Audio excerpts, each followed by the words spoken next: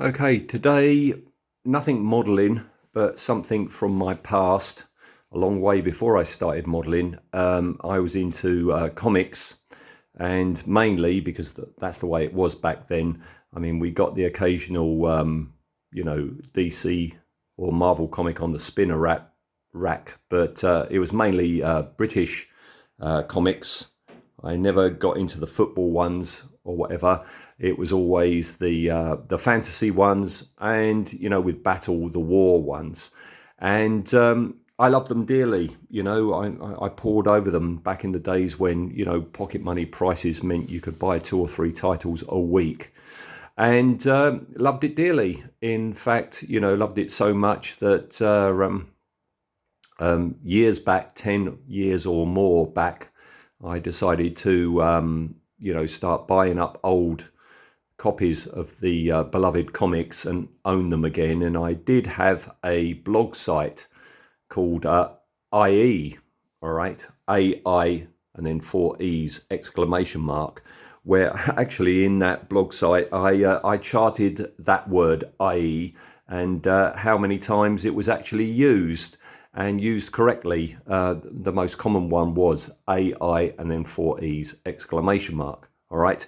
And that was back in the day. And since then, I'm so pleased to see that Rebellion and Co. have started to acknowledge and reprint things from their past, the glorious British comic heritage of back then.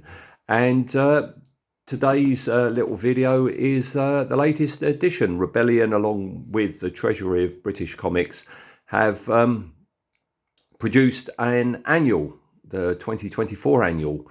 Anyone who's British and got annuals back then in the 60s, 70s, 80s will know that round about this time, November, December, every year you would get an annual of your favourite, comic, which was always dated 1 year ahead. All right. So what we've got today for you is the Treasury of British Comics, which only came out a few days ago. I pre-ordered it and it's come. I ordered the standard version. This is the standard version with the standard cover. There is a web exclusive cover by David Roach, which is lovely, but I love Henry Flint. This is a Henry Flint cover, and so I went with that. So this is what we've got here. Some of the characters you might know. We've got Hookjaw here. We've got Robot Archie there. We've got the Spider there. Frankie Stein there. But these two, don't know. So, so basically what you've got here is a collection by Rebellion of classic strips with a couple of mixes of new ones. So let's get into it and let's have a look. All right, I've postmarked up here because I need to come back to it to actually acknowledge who did what.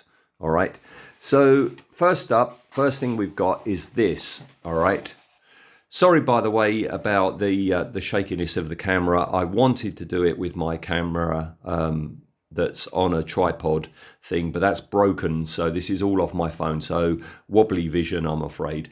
The Spider versus the Leopard of Lime Street, brand new strip by Simon Furman, writing, Mike Collins and David Roach, artist. All right, and this is something that didn't really happen back in the day, where you had characters going up against each other. The Spider I adored. I loved the Spider, I really did.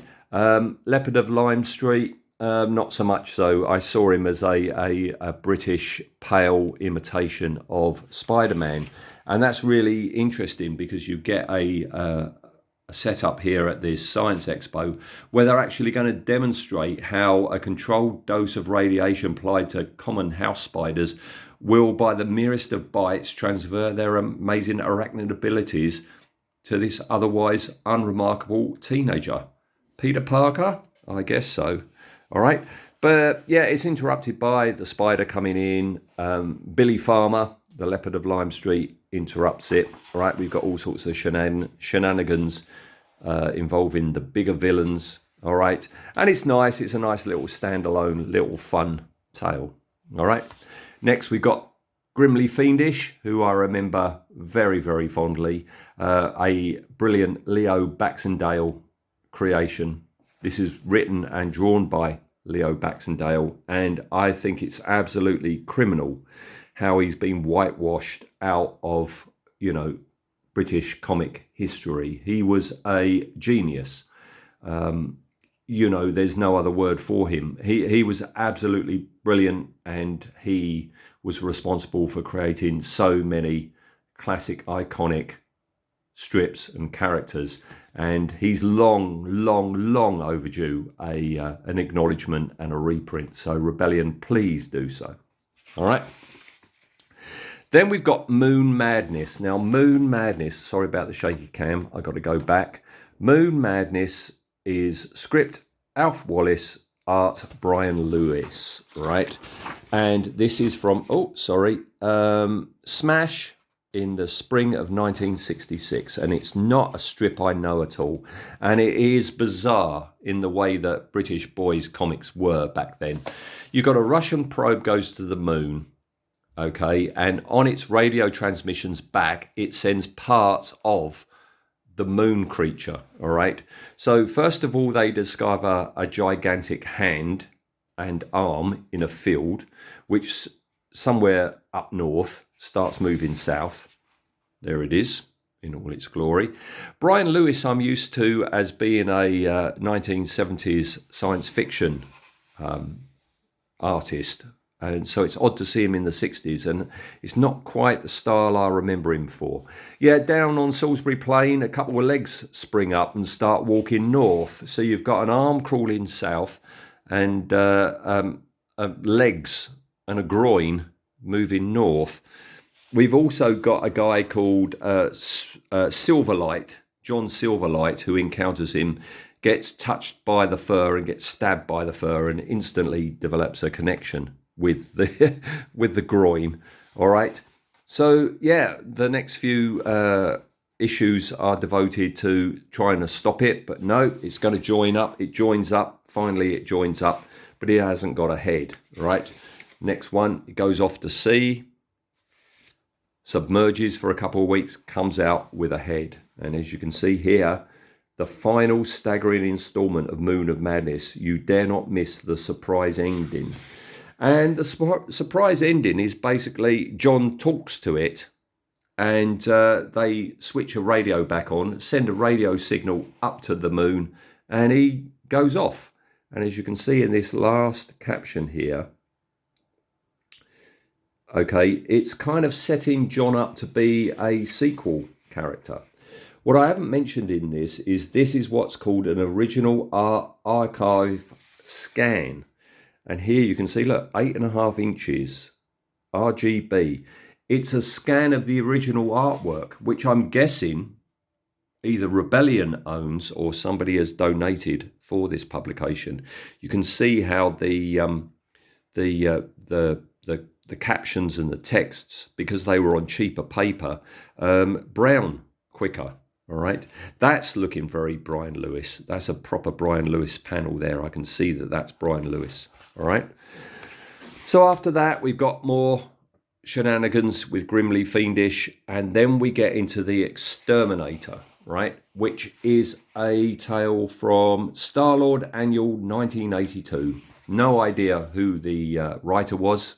You never really did back in the Annual days, but this is Gary Leach, and I love Gary Leach's work. I adore Gary Leach's work. Look at that. Look at that. He did brilliant work in 2000 AD on Starlog. Sorry, what am I talking about? The VCs. Don't know why I said that. And Miracle / Marvel Man. He was brilliant on that, especially with the Warp Smiths, you know. And He did one tale with Dan Dare, and that was brilliant. But this is not a brilliant story. They find this little egg, it hatches, is a creature which grows and grows and eats people, and grows and grows and eats people, grows and grows and eats people, and eventually they bring in the Exterminator, who will get rid of the foul creature for 20 million credits. And basically what he does is like bring in a load of food, it's hungry, let's keep feeding it until it explodes. So that's that, right? Then we got the Ghost Pilot, which is a strip from the Buster Book of Scary Stories, 1975. Again, writer unknown, but I think Rebellion have included this because this is very early artwork. Can you guess who this is? I wouldn't know it from these panels here. This is Dave Gibbons. This is very early Dave Gibbons' work. All right. Frankie Stein, the brilliant Ken Reid, who I have up there with, Leo Baxendale, but I've never cared for Frankie Stein. He's a one-trick pony. And even though we have the brilliant barminess of Ken Reid, no, never really liked him. All right. Spinball is a spin-off from Action in the Action Annual. All right. Again, I think being included because, again, another classic British comic book artist in his early stages. That might give you a clue just there. But this is Brian Boland. All right. A lot of it doesn't look Brian Boland. That's Brian Boland-ish. But the rest, I wouldn't have said that's Brian Boland. There, I can see that's Brian Boland, But I don't know, in the odd one on there, no. There, yeah. But, it's early days. There, definitely. That reminds me an awful lot of that big race up on Lunar City 1 in Judge Dredd. This very kinetic action paneling that he would do. All right. And then we got Black Beth, right? She of the cover, who I didn't recognise. And the reason I didn't recognise her, let me have a look. Alex Worley is the artist. Artist is Danny, which is big D, small a, big N, small I. And it's all right. It's all right. It's a supernatural tale. Reminds me an awful lot of the ones that Pat Mills was writing for the girls' comics back in the 70s and 80s. But it's okay. I like the art. I really like the art. I don't know about the story. Get a feeling this is setting things up for a potential, sequel or a carry-on in other strips. But that's nice. I like the art. Not keen on the story. Final Victim by Pat Mills and Joe. I'm not going to even attempt to pronounce his name. It's all right. It's a silly little story, but it's nice to see Pat and Joe together on something other than Charlie's War. All right. Then we got Hand of Vengeance, the green hand off the cover. And it's not one that I know because I did not buy Misty. This is Misty Annual 1980. Again, unknown artist.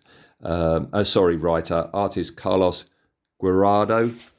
And yeah, it's typical of the supernatural tales in the girls' titles from back then about a cursed ring on a severed hand. All right. But it's all right. It's okay. This was a big surprise. This is from Scream, okay? And I didn't buy Scream because this is 1984 and Scream I didn't buy because I was buying 2000 AD and Star-Lord. But this is very interesting because you've got Simon Furman doing the script and it's Steve Dillon doing the art. And his big-jawed, long-muzzled werewolf is exactly what he was doing in that Cry of the Werewolf Judge Dredd story, the classic story. So that's interesting to see. All right. This is interesting. I think this has been put in because, again, it's of note because it's Charlie's War, right? It is the Charlie's War Battle Holiday Special 1979. It doesn't say who the writer is. And I'm very surprised if that wasn't Pat Mills because, Pat Mills was very protective of his characters, but this is in the annual. It's not acknowledged who the artist is, but what is of note is it's not Joe, can't pronounce his name, it's Cam Kennedy, all right?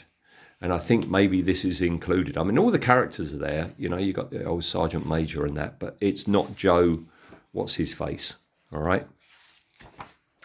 Then we got Robot Archie, and I don't remember Robot Archie doing his time traveling shtick in something that's not a TARDIS whatsoever. But it's fun and it's enjoyable. He goes back to the time of the pirates. He's up against Blackbeard himself, and he gets knocked about a bit, as you can see, by cannonballs, and then retaliates with seesaw kegs of gunpowder. But it's all right, bit of fun. This one, again, it's one of those archive ones where you see the actual original art. This is the Esper Commandos from the best British boys comic annual of all time, POW Annual 1971. And what they did back then was, for some reason, they decided to do a tryout of all new strips, never seen before, all new strips, all new characters. And I think it was a way of just putting it out there, see what the feedback is. If anyone, you know, if anyone's strip is more popular than others, we're going to go ahead and run it. Unfortunately, that never happened. This is great. It's not as good as some of the ones in the book. Again, I refer you to my IE Facebook page, which I'll put in the links. All right. It's great. I mean, the art, again, writers unknown. Artist is Enrique Bardia Romero, who continued throughout the 70s and into the 80s.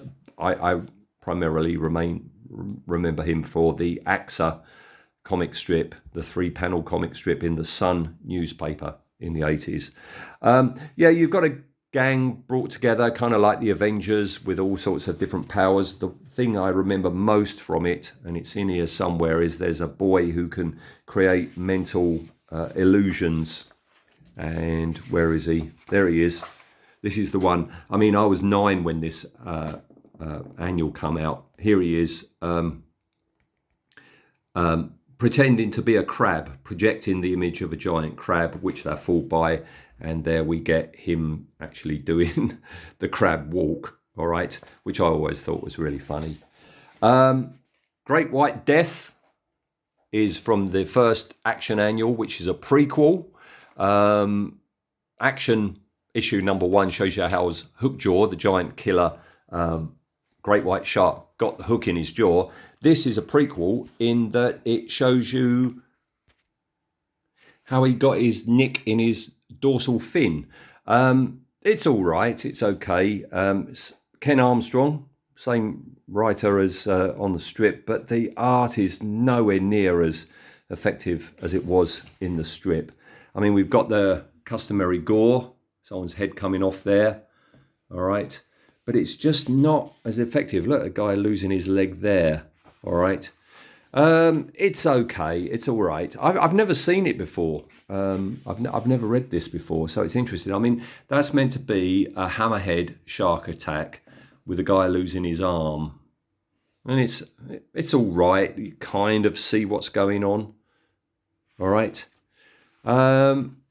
So yeah, there you go. That's that, and it's interesting in that it ends with the very first panel of issue 1 of Action. There is Hookjaw getting the hook shoved through his jaw.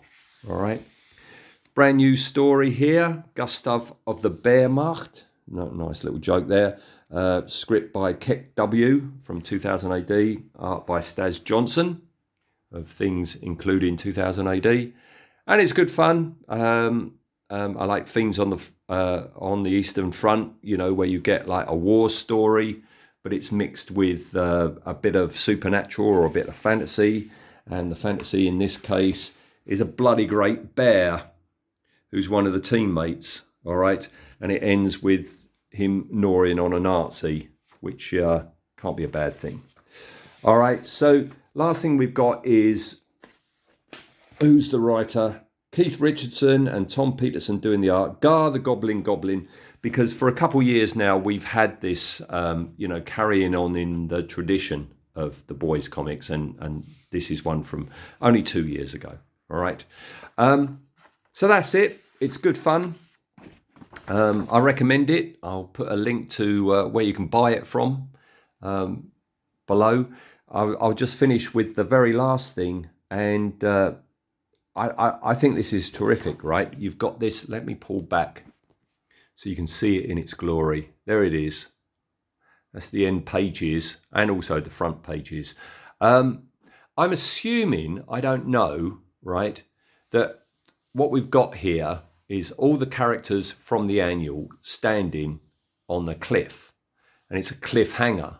And I'm assuming that's a joke because, British boys comics, each strip, they were incredible. You would have like maybe 3 pages, and in that time you've got to, bring readers up to speed, advance the story, and end on a cliffhanger. They always ended on a cliffhanger. And here we have the cliffhanger, a literal cliffhanger.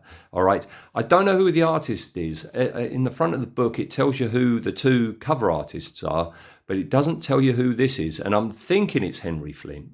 And if it is Henry Flint, well done you. Because, look, you've got this fantastic nighttime, stormy scene. They're standing on the edge of a bloody great cliff. And what you've got is interpretations of all the characters I've just been talking about. Grimley at the end. Oh yeah, he fits in right along with all those, doesn't he? So there you go. Not modelling, I know, but this is something I care about an awful lot. My comic history. So if you're a fan, if you grew up reading these and you've got out of it, or I've piqued your, seek it on out.